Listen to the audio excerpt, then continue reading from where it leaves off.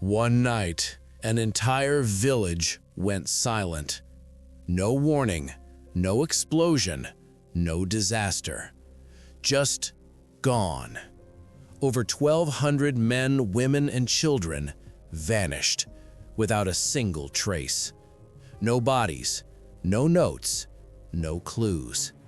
And to this day, no one has ever fully explained what happened. The village was called Hoer Verde. It sat quietly in the interior of Brazil, in the state of Minas Gerais, a warm green place where life moved slowly and everyone knew everyone. February 1923, a perfectly ordinary month in a perfectly ordinary village. To this day, no one knows.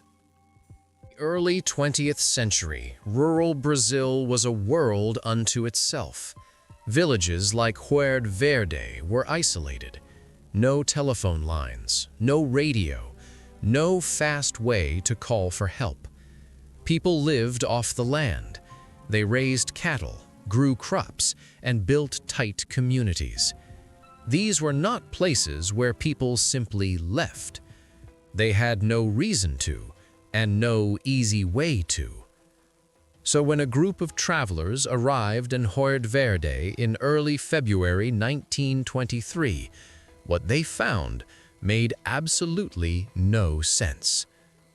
The travelers had come from a nearby town, merchants arriving to trade, to sell goods, to catch up with old friends.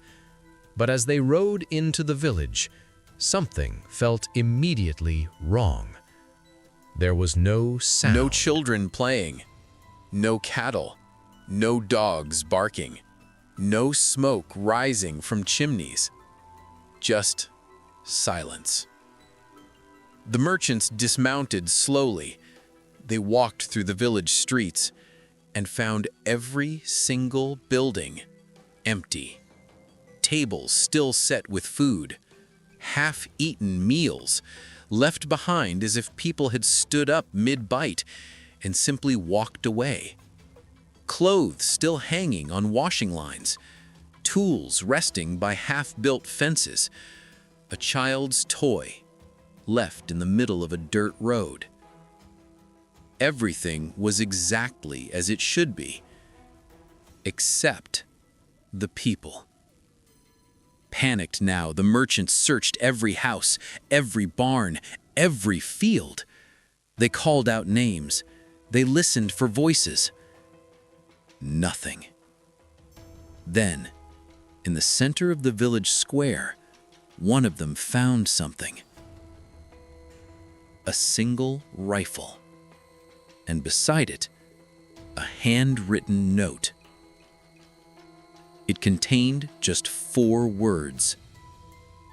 There is no salvation. No signature, no date, no explanation. When authorities were eventually notified, an investigation was launched, but it produced almost nothing. There were no signs of struggle anywhere in the village.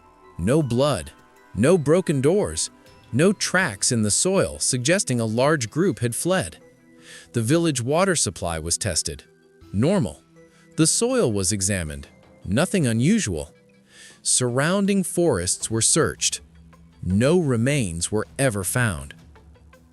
Here is what made investigators deeply uneasy. The village hadn't been looted. The food hadn't been taken. The homes were untouched. Whatever happened, it wasn't a raid. It wasn't a robbery. It looked organized. But organized by whom and why? Over the decades, 3 main theories have tried to explain Hoer Verde. The first, mass relocation. Some historians believe a land dispute or a threatening force may have pressured the entire community to abandon their homes. In 1920s rural Brazil, violence from powerful landowners was not unusual.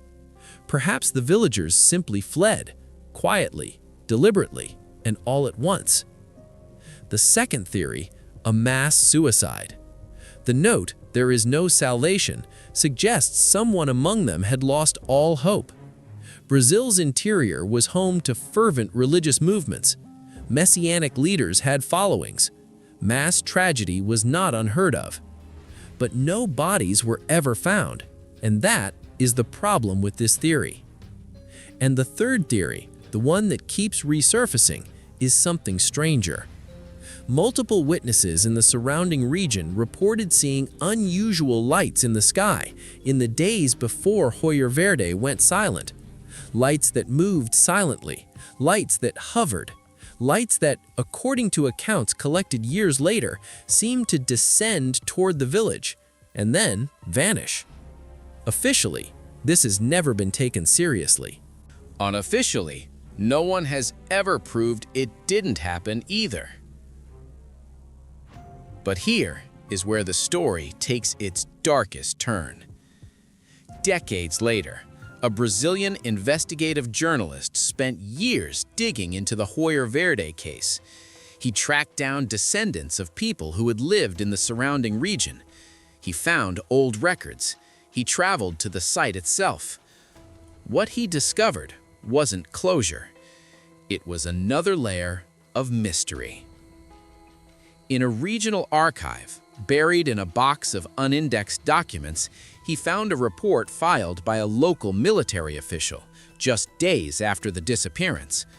The report confirmed that authorities had visited Hoer Verde, but there was an additional detail, one that had never been made public. According to the report, investigators had found one person still in the village, a single man, elderly, found sitting in a chair outside his home, as if he had been waiting. They asked him what happened. He reportedly looked at them for a long moment and then said, "Nothing." He died 2 days later. The cause of death was listed simply as unknown. Whatever he knew, he took it with him.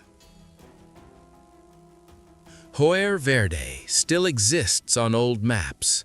The land is still there, overgrown now, swallowed by jungle and time. No one has ever rebuilt there.